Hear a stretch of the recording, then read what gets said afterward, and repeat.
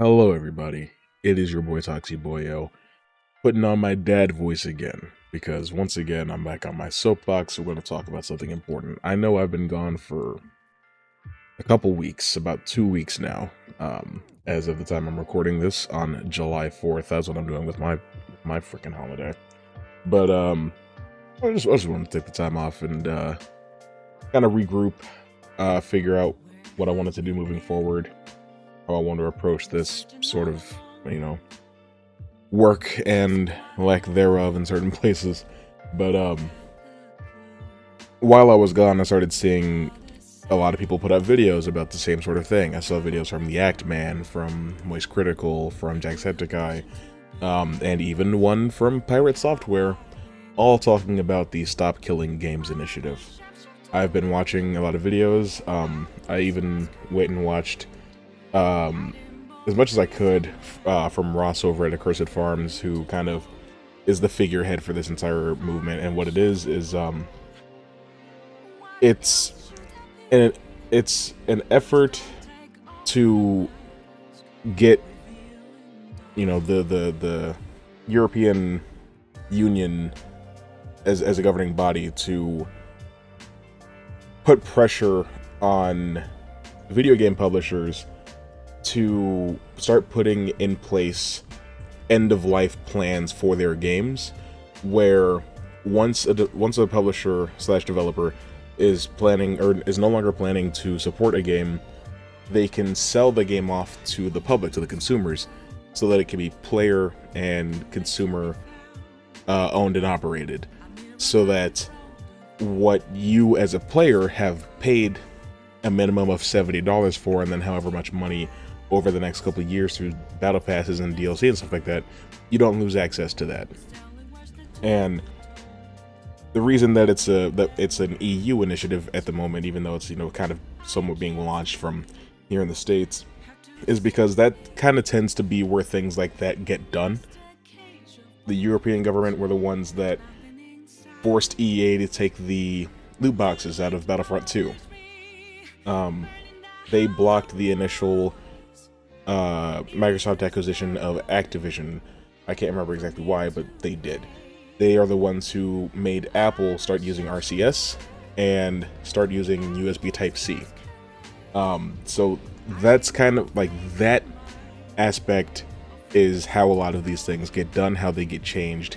And there's a petition going around, which I have linked down below, as well as Ross's videos, so that you can get it a little bit more from the source of the information, because I'm just kind of trying to feed you back what I heard and what I've understood. But I'm also trying to make sure that I get it right, as opposed to Pirate Software, because from what I saw of him, he seems to think that the initiative is in regards to single-player games that are always online, and he thinks that the initiative is to prevent developers from having DRM in those games that give them the ability to pull the plug at any given moment. Well, that's not entirely false, because that falls under the same umbrella here. He thinks that the vagueness of the initiative and the way that it's worded, it will accidentally trickle down into being all live service games, but it's like, well, yeah, we want all live service games to be able to continue on after the plug gets pulled. Because if we're being realistic, if we're being honest, no game can go on forever. You know, I mean, you even look at a game like Team Fortress 2. It's had an incredible run. It's still up. You can still go play it. It's not what it once was. You're probably going to be in a game full of bots, with any person that actually is in there with you hacking. But let's look at a game like Rainbow Six Siege. Rainbow Six Siege has just gone free to play for everybody on all platforms. That's cool. But what if you're somebody who bought the game for $60 when it came out 10 years ago? 10 years is an impressive shelf life for a video game, for an always online multiplayer video game, right? And if you're like me, you've probably even spent more money than that on R6 credits, so that you can buy elite skins or whatever comes out, whatever collab you want to be Master Chief, or you want to be Morty, or whatever's happening in the game because they want to be like Fortnite so badly. You're spending all that money, but the simple fact of the matter is this game can't last forever. So at a point, Ubisoft, and keep in mind that we're talking about Ubisoft, we're going to come back to that. Keep in mind, Ubisoft is going to pull the plug on that game one day. And then you and all the money and time that you have spent goes away. It becomes nothing, unless there is an option for the player base to assume control of the game and keep it going. That's the entire purpose of this. And you'll see that The Crew, their racing game, The Crew, is being used as the prime example of what's being discussed because Ubisoft is currently tied up in a lawsuit regarding the same principle. You look at games like Madden, Call of Duty, things that come out every single year that are $70 that still want you to spend more money in the game afterwards. Eventually it becomes worthless, it becomes pointless. And we are rapidly shifting into a world where online multiplayer games are the norm. In fact, whenever a game doesn't have online, people kind of, raise an eyebrow. And that's obviously got exceptions. If it's a game that's designed and marketed to be a single-player, narrative-driven experience like Spider-Man, God of War, sure. But a lot of those games, like Ghost of Tsushima, will still eventually get a multiplayer mode added, right? So we're still in a multiplayer-focused gaming environment. Sparking Zero, Elden Ring Night Rain, just wherever you look, there's something, right? Monster Hunter, even. And it just sucks to spend so much money on something and not have ownership of it. And that's something that we've been talking about in video games for years, especially as not only are we entering this multiplayer online era that so many live service games are coming out all the time, like Babylon's Fall, Concord, these games that come out and just kind of die off.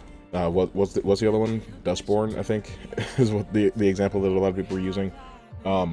These games come out and they cost however much they cost, and then if they don't perform, like Redfall, they're just gone, and nothing that you did in it matters anymore.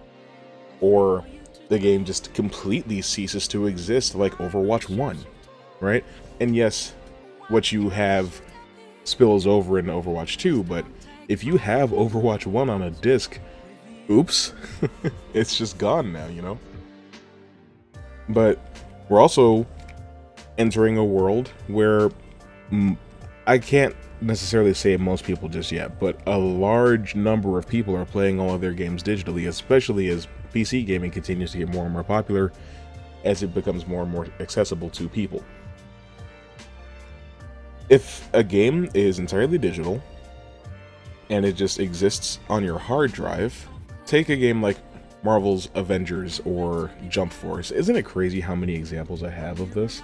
Anyway, or Evolve or Friday the 13th or something. Say the game gets caught up in litigation, there's licensing rights, or there's just not a strong enough player base, or there's a controversy regarding monetization practices or something of that nature. All of those apply to at least one of the games that I've mentioned here. It's entirely possible that the game will just get delisted. They'll shut down the servers and they will take the game off of the storefront. And the game that you bought for $60 or more, and then possibly put even more money into, just no longer exists. And if you've got it installed, you can still boot it up, I suppose, but then what? It's a lack of ownership because you bought this thing and then you have to ask every time that you want to use it.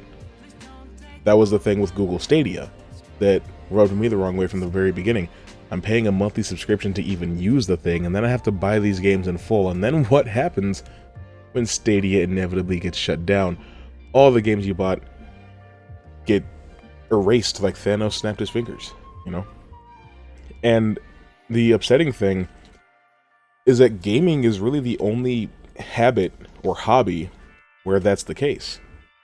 Yes, it's frustrating when you have Hulu, Netflix, Max, Peacock, Amazon Prime, and whatever else subscription services are out there, and you still can't find the movie you're looking for because it gets passed around or it just never lands on one of them. But if you buy the movie on Blu-ray, you'll have the movie forever. And that is, not without its caveats either. I have a copy of Logan on Blu-ray, and it came with a download code for moviesanywhere.com. Well, moviesanywhere.com no longer exists, so my digital copy of Logan is up in smoke. But I've still got the Blu-ray, and I can still pop it in my PlayStation whenever I want and watch the movie. But if I had a physical copy of Jump Force, throw it in my PS4, I don't get to do a damn thing with it. You get what I mean? That philosophy is why I will never be an only digital gamer. Digital has its, its advantages and its conveniences, obviously. Most of the games that I own on PlayStation are digital because they like to hand them out for free on PlayStation Plus. But if it's a game that I'm really looking forward to, that I'm really excited to play, I will buy it on disc 9 times out of 10.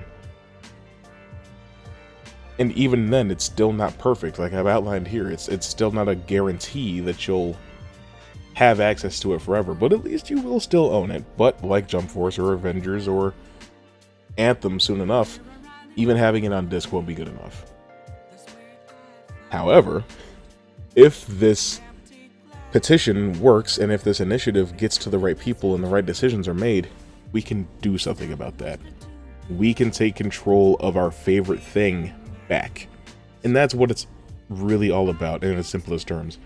It's just a way for the people that are playing these games, and the entire reason that the games are being made is to be played. So the people that want to engage with this product and continue to enjoy this product are willing to assume responsibility for the upkeep and maintenance of the product. That's what this whole thing is about. If you enjoy video games, like me, this is important to you. If you're a PC gamer, it's important. If you're a console gamer, it's important. If you're a mobile gamer, because let me tell you, I mentioned earlier litigation and licensing rights. Mobile games have that so bad. Have you ever played Spider-Man Unlimited? If you have, you know what I'm talking about. This affects gamers on any and all platforms in the world. This isn't even just about, preservation. It's just about being able to keep the thing that you already have. It's not even about going back in time. It's just what you currently have access to. It would be nice if you were able to hold on to it a little longer. But that's enough preaching for me for right now. I've left the petition and Ross's video in the description. You can also go check out the Patreon and support me there if you want to, so I can get back to doing more content for you guys on a regular basis. I don't know if I would necessarily say that I'm back yet. Depends on how much work I really feel like doing. But I at least want to get this out there for you guys. So that's all I got for you right now. I'll see you later.